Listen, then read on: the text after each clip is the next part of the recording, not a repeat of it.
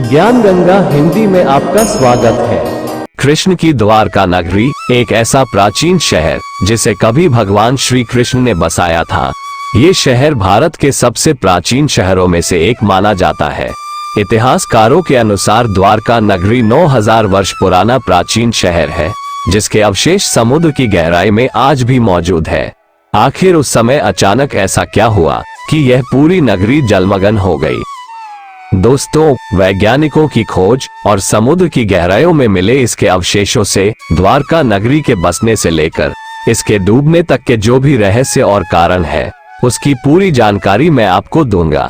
तो इस पौराणिक कहानी की सच्चाई को जानने के लिए बने रहिए हमारे साथ, क्योंकि मैं आपको कुछ ऐसे सबूत दूंगा जिससे ये साबित हो जाएगा ये प्राचीन गाथा केवल कल्पना नहीं बल्कि हकीकत है।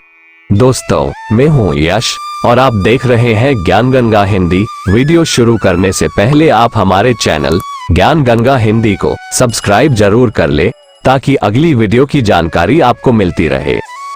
भारत विश्व की प्राचीन सभ्यताओं की भूमि है।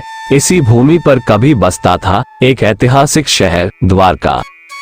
गोमती नदी और अरब सागर के संगम पर बसी द्वारका नगरी की स्थापना भगवान श्री कृष्ण ने मथुरा से निकलने के बाद की थी, जो एक विशाल और सुसंगत नगर था। ये भारत का सबसे विकसित राज्य हुआ करता था, जो हुबहू आज के आधुनिक शहर जैसा ही था।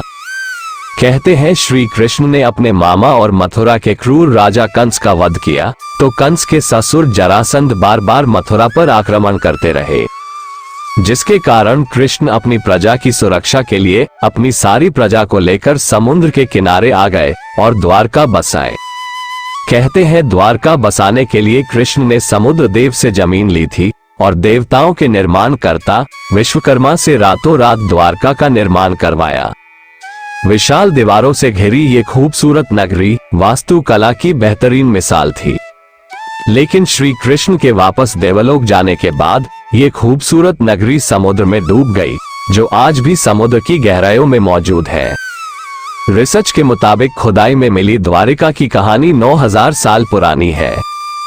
पौराणिक कथाओं के अनुसार द्वारिका के समुद्र में विलीन होने के पीछे मुख्य रूप से 2 घटनाएं जिम्मेदार थी। एक, महाभारत युद्ध के उपरांत माता गांधारी द्वारा अपने पुत्रों की मृत्यु के वियोग में श्री कृष्ण को दिया गया श्राप, और दूसरा, ऋषियों द्वारा कृष्ण पुत्र सांब को दिया गया श्राप।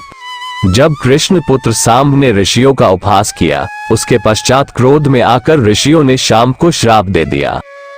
पुराणों के अनुसार भगवान श्री कृष्ण की द्वारका नगरी महाभारत युद्ध के उपरांत गांधारी के श्राप के तकरीबन 36 साल बाद समुद्र में समा गई थी। द्वारका के समुद्री अवशेषों पर सबसे पहली नजर भारतीय वायुसेना के पायलटों की पड़ी, जो समुद्र के ऊपर से उड़ान भर रहे थे। इसके बाद ही 1970 के जामनगर के गैजेटियन में इनका उल्लेख किया गया। इससे पहले लोगों का कहना था कि द्वारका नगरी एक काल्पनिक नगर है और काल्पनिक कहानियों का कोई इतिहास नहीं होता। लेकिन जब द्वारका का सबसे पहला ऐतिहासिक उल्लेख गुजरात के भावनगर में मिले 6ठी शताब्दी के पालिताना कॉपर प्लेट पर मिले, तब लोगों को इस पर भरोसा होने लगा। इसके पश्चात सन 1979 में आर्कोलॉजिस्ट डॉक्टर SR राव और उनकी टीम तथ्य के प्रमाण ढूंढने लगे। What actually prompted me to undertake onshore and offshore excavation at Dwarka is the controversy that was raging about the date and historicity of Mahabharata.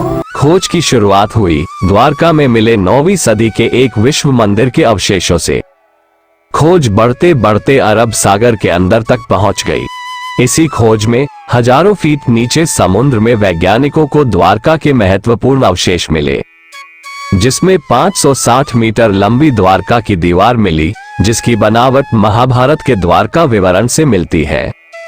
Dwarka के हिसाब से दीवारों में 50 बुर्ज थे। आर्कियोलॉजिस्ट को करीब 30 बुर्ज मिल चुके थे और साथ में उन्हें वहां पर उस समय के बर्तन भी मिले, जो लगभग 1528 से लेकर 3000 ईसा पूर्व के हैं, जो इस बात को प्रमाणित करते हैं कि द्वारका आज भी समुद्र में मौजूद है। कई द्वारों का शहर होने के कारण इस नगरी का नाम द्वारका पड़ा। इस शहर के चारों ओर बहुत ही लंबी लंबी दीवारें थी, जिसमें कई दरवाजे थे वो दीवारें आज भी समुद्र के तल में स्थित है। द्वारका को भारत के सबसे प्राचीन नगरों में से एक माना जाता है। द्वारिका को द्वारावती, कुशस्थली, आनर्तक, ओखा मंडल, गोमती, द्वारका, चक्रतीर्थ, वारी, दुर्ग और अंतरद्वीप के नाम से भी जाना जाता है। गुजरात राज्य के पश्चिमी सिरे पर समुद्र के किनारे पर स्थित ये द्वारका 4 धामों में से एक धाम और 7 पवित्र पुरियों में से एक पुरी माना जाता है। द्वारका 2 है, जिसमें से एक गोमती नदी के किनारे बसा है जिसे द्वारका धाम माना गया है, और दूसरा बेट द्वारकापुरी है जहां समुद्र के मार्ग से होकर जाना पड़ता है। भारतीय समुद्र वैज्ञानिकों का कहना है कि देश के पश्चिमी तट पर मिले पुरातात्विक अवशेष 9000 साल से भी अधिक पुराने हो सकते हैं। 2005 में भारतीय पुरातत्व सर्वेक्षण द्वारा द्वारका नगरी की खोज फिर से आरंभ की गई। भगवान श्री कृष्ण की द्वारका नगरी से जुड़े दावों और अनुमानों के वैज्ञानिक कसौटी पर कसे जाने का समय अब एकदम नजदीक आ गया, क्योंकि सन 2007 में भारतीय पुरातत्व सर्वेक्षण के निर्देशन में भारतीय नौसेना के गोताखोर समुद्र में समाये द्वारका नगरी के अवशेषों के नमूनों को सफलतापूर्वक निकाल लाए थे। गुजरात के कच्छ की खाड़ी के पास स्थित द्वारका नगर के समुद्र तटीय क्षेत्र में नौसेना सेना के गोताखोरों की मदद से पुरातत्व विशेषज्ञों ने व्यापक सर्वेक्षण के बाद समुद्र के भीतर उत्खनन कार्य किया और वहां पड़े चूना पत्थरों के खंडों को भी ढूंढ निकाला। नौसेना के साथ मिलकर चलाए गए इस तीसरे अभियान के शुरुआती नतीजों की जानकारी देते हुए भारतीय पुरातत्व सर्वेक्षण के समुद्री पुरातत्व विशेषज्ञों ने बताया कि इन दुर्लभ नमूनों को देश में ही नहीं बल्कि विदेशों की प्रयोगशालाओं को भी भेजा गया था, और वहां से मिली जानकारी और कार्बन डेटिंग शोध के मुताबिक यह नमूने 9500 साल पुराने हैं। विदेशी वैज्ञानिक भी इसके बारे में जानकर काफी चौंके हुए थे। इन सैंपल्स को विदेशी प्रयोगशालाओं में भेजने का असली मकसद यही था कि इन पर किसी भी तरह का कोई शक न रहे, सारी भ्रांतियां दूर हो जाए। नौसेना के गोताखोरों ने 40,000 वर्ग मीटर के दायरे में यह उत्खनन कार्य किया और वहां पड़े भवनों के खंडों के 200 नमूने एकत्र किए, जिन्हें चूना और पत्थर का बताया गया है। पुरातत्व विशेषज्ञों ने बताया कि यह खंड किसी नगर या मंदिर के अवशेष लगते हैं। विशेषज्ञों ने समुद्र के भीतर ही नहीं बल्कि जमीन पर भी खुदाई की और 10 मीटर गहराई तक की इस उत्खनन में सिक्के और कई कलाकृतियां भी प्राप्त हुई। उन्होंने माना कि जमीन पर मिले अवशेषों की और समुद्र के भीतर पाए गए खंडों में समानता मिलती है, पर इन खंडों की बनावट से ये भी पता चलता है कि इन खंडों का सिंधु घाटी की सभ्यता से कोई मेल नहीं मिलता। भारत के समुद्र तकनीकी विभाग के मंत्री रहे मुरली मनोहर जोशी ने पत्रकारों को बताया कि ध्वनि चित्रों से मानव निर्मित शिल्प का पता तो चला ही है, साथ ही एक प्राचीन नदी का भी पता लगाया गया है जो करीब 9 किलोमीटर लंबी है, और इसके किनारे पर ही इस प्राचीन सभ्यता के अवशेष और शिल्प पाए गए हैं। और समुद्र तल से जो शिल्प निकाले गए उनका भी कार्बन डेटिंग शोध किया गया, जिससे ये पता चला कि वो भी करीब 9700 वर्ष पुराना है।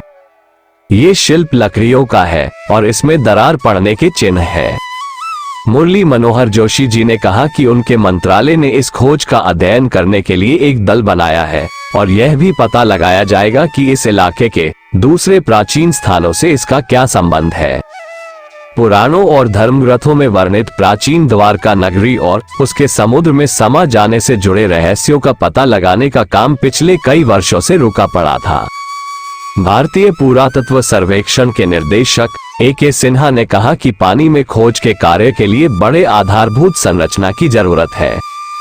प्राचीन द्वारका नगरी की खोज जैसी बड़ी परियोजना के लिए समुद्र में प्लेटफॉर्म और काफी संख्या में प्रशिक्षित गोताखोरों की जरूरत होती है जो पानी में गहराई तक जा सके। आर्कियोलॉजिकल सर्वे ऑफ इंडिया के अधिकारी रहे डॉक्टर S.R. राव ने नेशनल इंस्टीट्यूट ऑफ ओशनोग्राफी के समुद्री पुरातत्व शाखा में काम करते हुए द्वारका नगरी से जुड़े रहस्यों पर काफी खोज की। उनके नेतृत्व में किए गए प्रयासों से ही प्राचीन द्वारका नगरी का पता लगाया गया। द्वारका नगरी के समुद्र में समा जाने के रहस्य के बारे में पूछे जाने पर A.K. सिन्हा ने कहा कि द्वारका नगरी का एक बड़ा हिस्सा समुद्र में डूब गया था लेकिन इसके कारण के बारे में प्रमाण के साथ कुछ भी नहीं कहा जा सकता। द्वारका नगरी के नष्ट होने के मत पर कई सवाल उठते हैं, जैसे कोई कहता है कि ये किसी प्राकृतिक घटना का काम हो सकता है, तो किसी का कहना है कि इसे एलियंस ने नष्ट कर दिया होगा। पर कुछ वैज्ञानिकों का कहना है कि 9000 साल पहले जब हिम युग समाप्त हुआ तो समुद्र का जल स्तर इस कदर बढ़ा कि उसमें देश दुनिया के कई तटवर्ती शहर डूब गए और उन्हीं शहरों में से एक द्वारका भी था। हालांकि इस मामले पर आज भी शोध जारी है और अब तक जो भी सबूत मिले हैं उनसे यही सिद्ध होता है कि यह एक असली घटना है। और हमारे बीच एक और सबूत यह है कि महाभारत में जिन 35 शहरों के बारे में लिखा हुआ है वो आज भी हमारे बीच मौजूद है। पुरातत्व विभाग को इसके कई प्रमाण मिले हैं। भारत और इसके आसपास के कई देशों का महाभारत में विवरण है, जैसे हस्तिनापुर आज उत्तर प्रदेश राज्य का मेरठ जिला है, वही गांधार आज अफगानिस्तान का शहर कांधार है, साथ ही इंद्रप्रस्थ आज भारत की राजधानी दिल्ली है और श्री कृष्ण की द्वारका भी आज गुजरात राज्य का एक शहर है। दोस्तों, ये सभी साक्ष्य और सबूत जब भविष्य में भारत के समृद्ध और प्राचीन इतिहास को बताने के रूप में पेश किए जाएंगे तो ये हमारी सभ्यता के लिए बड़े ही गर्व की बात होगी। दोस्तों, आपका क्या कहना है इस विषय पर? हमें अपने विचार कमेंट करके बताएं और वीडियो अगर अच्छी लगी तो हमारा चैनल ज्ञान गंगा हिंदी को सब्सक्राइब जरूर करें। अब हम आपसे आज्ञा चाहते हैं। वीडियो में अंत तक बने रहने के लिए आपका बहुत बहुत धन्यवाद। जय श्री कृष्ण।